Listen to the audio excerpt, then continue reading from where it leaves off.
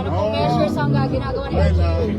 natutuwa naman ako sapagkat in a way, pagamat hirap na hirap ang ating bansa sa naapektuhan tayo sa ekonomiya, mukhang ang Maynila, buhay na buhay.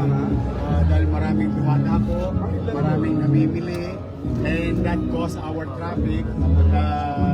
But rest assured, the traffic is being managed. We cannot promise you na wala lahat yan. In fact, magpapasensya nyo kung baka mali ang pananaw ko.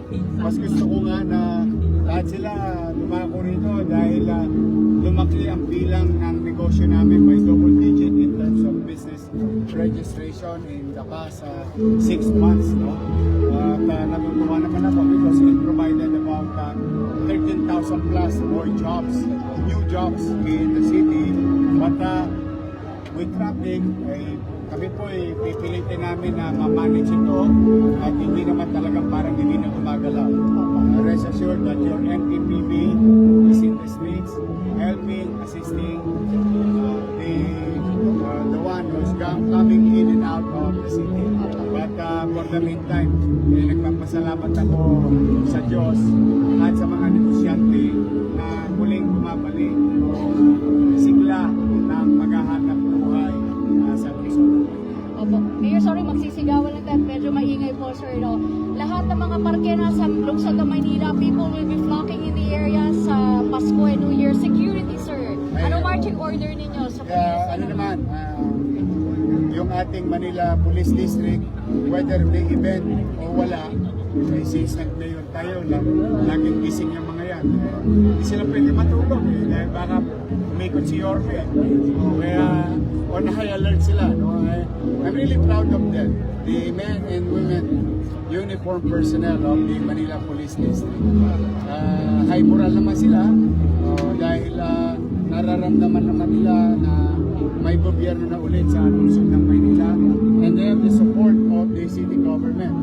And at the same manner, I'm happy with the performance of the Manila Police District. About a month ago, we have received our data that the crime solution rate rose to 9.4% in the city. At kanina, nabanggit ko nga sa iyo, patuloy pa rin ng pagtugis namin sa mga tolongges, mga top 10 criminals who committed crimes against person, crimes against property, whether in the past, like yung recent kanina, 13 years nagtago o nadali sa Maynila. O yung isa naman, yung nag-viral sa LRT, dumayo from Parañaque to Manila o Kalawit kanina ng Manila Police District. So sa mga dadako, hindi po perfecto ang gobyerno ng Maynila, but rest assured that the Manila Police District, the men and women uniform personnel of MPD is on high alert, not because we need to be alert kasi dahil merong okasyon. Hindi, ganun talaga kami araw-araw. Kaya mga tolongges, di ba, huwag na kayo pumunta ng Maynila, huwag nyo na subukin. Masasaktan lang ang katawan ninyo, sayang naman. O kaya magbagong buhay na lang kayo, total bagong taon na panahon na ng pagbabagong buhay. Basta kami magbubuti po kami. Pipilitin namin maging panatag ang pagdako nila sa Maynila, at kung sakali may mangyari, rest assured that we will deliver justice to each and every one. Okay na po po. Mayor, thank you so much. Merry Christmas. Salamat. Okay.